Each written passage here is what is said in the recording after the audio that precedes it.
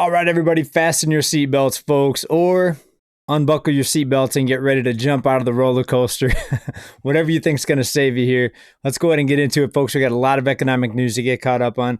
As usual, please make sure you're subscribed. Let's go ahead and get right into it. We are entering a very critical, important time, and I think we're going to see unfold over the next few months massive changes. Some may be for the worst, and the worst may be temporary, and then it may be sunshine, a little sunnier on the other side, if you know what I mean. The grass greener on the other side, I guess, would be the better way to say it. So we're going to talk about that here in a bit. First of all, the economy is being propped up on programs, assistance programs, payouts, rescue programs, many different things, down payment assistance programs, keeping the housing market from completely imploding.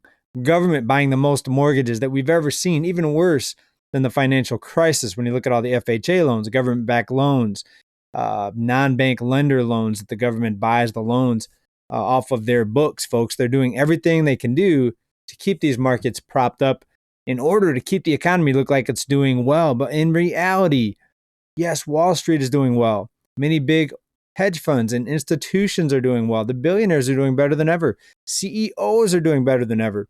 Let's talk about a few recent news articles here, a few stories that'll kind of give you a hint on what it is here. Microsoft CEO asked for pay reduction after security slip, but total comp still rose 63%, folks. The billionaires, even the multimillionaires, doing very, very good. Let's look at the numbers, though. Here's a CNBC article. More than $30 million was his pay raise. His total package would have been $5.5 million higher if not for a series of cyber attacks. He received $79 million for the fiscal year ending June 30th, up from $48 million a year prior. Folks, are any one of you getting not just that type of pay raise? Of course, nobody is when it comes to dollars, but even percentage-wise, are you getting 63% pay raise year over year? Unless you're on commission and maybe doing really good in sales and you're seeing a big jump in your commissions. But folks, this is just a small example, just a small excerpt of what's happening on a broader spectrum when it comes to the economy and the wealth distribution. Many people call this a wealth redistribution or a wealth transfer up to the top 10% who already own most of the stock in the stock market. Let's talk about housing. Florida residents have had enough planning to leave their homes and leave the state. They don't have enough of it. Many people got caught without flood insurance, right? Insurance is expensive enough, especially in Florida. But when you add on these other risks, earthquake, flood, all these optional things that you get with insurance, it's too much for people. Unless homes are free, people can't afford the homes in Florida any longer. People are saying we are done. And remember, Florida was one of the biggest states, I think the biggest state or the second biggest state as far as population influx. In fact, just look it up here in the Google AI option here. Actually, okay, Texas number one, that makes sense because Texas has much bigger population. Texas saw the largest increase between 2022, 2023, adding 470,000 people, folks. That's nearly 500,000. Florida grew by 370,000.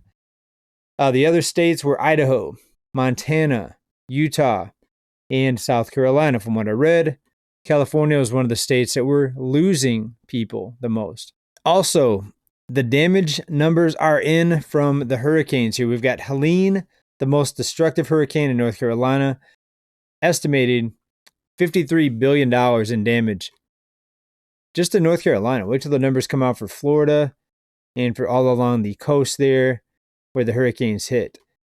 Very interesting. What did I say right here in this channel years ago? I said these extreme weather situations are going to get worse. Things are going to continue to get worse. But we've got a situation coming up here in the very near future. I'm talking about in weeks to months. We're going to see so much chaos unfold and so much information come out. I think it's going to be an economic shattering scene, if you know what I mean.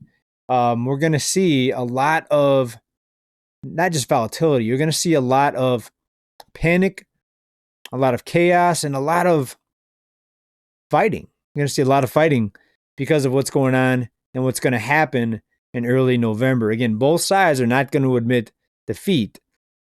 Some people say it's all theater, that there's not really any left versus right. It's all just a show to make people think that the two sides are actually against each other. Well, this time I think they really are against each other. Some people say both sides are playing for the same team, and I think that's true, but there's still some big issues that are going to be coming up here that you're going to really find out about. I'll just leave it at that, right? I have to be careful about how I present this to you here. UPS forecasts softer peak shipping season. Amazon business drags down in the third quarter domestic air volume, but parcel carrier swings to profit. So the number of packages are down. Now, what they're saying in this case with fewer packages is they're saying more people are shopping in person now. More people are going to brick and mortar stores, right? Real stores. But remember, when the stores were closing and volumes dropped at stores like Best Buy and pretty much every brick and mortar store, the excuse was, oh, everybody's shopping online. So now the excuse for lower parcels shipping and the drop off in UPS is because people are going back to stores, right? It's always, okay, now it's because of this. It's always just the opposite. So now more people are going back to stores after everybody fell in love with shopping online. It's outrageous, folks. It doesn't make any sense. The truth behind this, the facts are that people are loaded up on debt. People are scared to go further into debt. And people are just pulling back in general. Online, brick and mortar stores. I was at the mall recently. It was almost deserted. All right. It was kind of early in the day. I think more people shop after work, but it was very, very abysmal people shopping at the mall that I went to anyway. And folks, it looks like we might be coming up on a very expensive Halloween. I'm not sure if this is real, but it looks legit. It doesn't look like they could have changed the prices on all these boxes. Basically $25 for a bunch of Halloween candy. I think it's real. It says 160 different, candy bars. Yeah, some M&Ms, Payday Snickers, and other ones have different treats in them. I'm trying to read them here. It's kind of blurry. But you get the point. Yeah, so there's a lot in there, 160, but $25. And they're not full size. To be fitting into that size bag, these are the mini bars, the mini candy bars, right? The ones that are like 1/3 of the size of the original. And anyways, I don't give out candy on Halloween. Trying to get my kids not to eat a lot of candy because it's just the sugar is just not good. Not just for your teeth, but just for your overall health. People think it's just about teeth and cavities. It's not good for your overall health. I actually I would call it a sugar addiction for many, many years. I used to eat the sweetest cereal like Fruit Loops. I used to tell myself as a kid, oh, I'm eating healthy. It's fruit. It's real fruit, Fruit Loops. No, it's not all real fruit. If you read the back of the box, it's a whole bunch of stuff you can't even pronounce. Anyways, I won't get into that. That's more of a dietary health type of channel topic.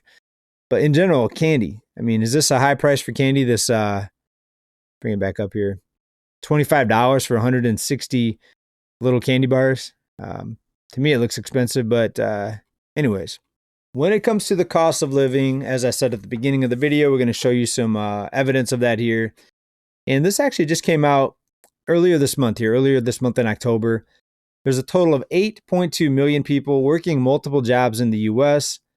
Multiple job holders now account for 5.3% of the civilian employment workforce out of a recent survey. And a few of the other headlines here that just prove that people are financially strapped and loaded up on debt here. More Americans are getting a second job to offset the sting of inflation. For two-job workers, people holding two jobs, there's not enough hours in the day. Americans have two jobs or more, a sign of inflation's burden. And the other one said 37% of Americans are working two full-time jobs, right? So some say it's just 8 point something million. Others say it's a much bigger portion of the population. The reason there's a big difference is because it depends on what you define as a second job, right? Some people say it's just if you're working for a company, but then you got to add in the gig economy jobs where people are self-employed, basically. The Uber drivers, you're still working for Uber, but you're more of an independent contractor type of thing. So, and then other people go as far as saying people doing side hustles like selling stuff, having garage sales, selling stuff on eBay. I wouldn't consider that a second job, but I think a lot of people are doing that now compared to before, just to scrape by. I hear it from friends, family, and people that I talk to, people at work, even clients. That's what's happening, folks. All right, people, I would urge you to get yourself some defensive investments. All right. My number one is still silver. I still think there's big things ahead. Even with the surging prices here at precious metals, I think there's much bigger and badder things ahead. I shouldn't say badder because I mean good when I say badder.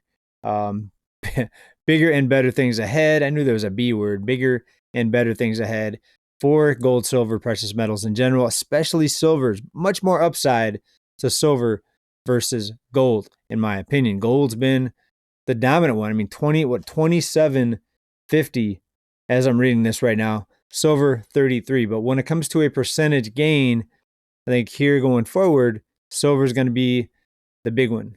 Keep stacking. What do you think about all this news today? The CEO from Microsoft, a 60-something% jump.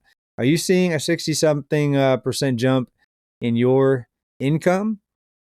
And if you are, is it because you're working a second job and a side hustle? Maybe two side hustles? Anyways, let me know what you think about all this down in comments. Buckle up, folks. The next few weeks are going to be wild. Take my word for it. And make sure you're on this channel. Make sure you have notifications, subscription.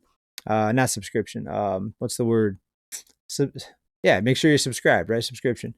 Sounds like you're getting a magazine when you subscribe or something. Make sure you're subscribed to anybody. Anyways, I'm tired. I'm all loopy today, folks. So going to make this a little bit shorter today. But come back to this channel. We'll be keeping you updated, hopefully daily videos, if time permits. Keep stacking, everybody. Bye. Peace.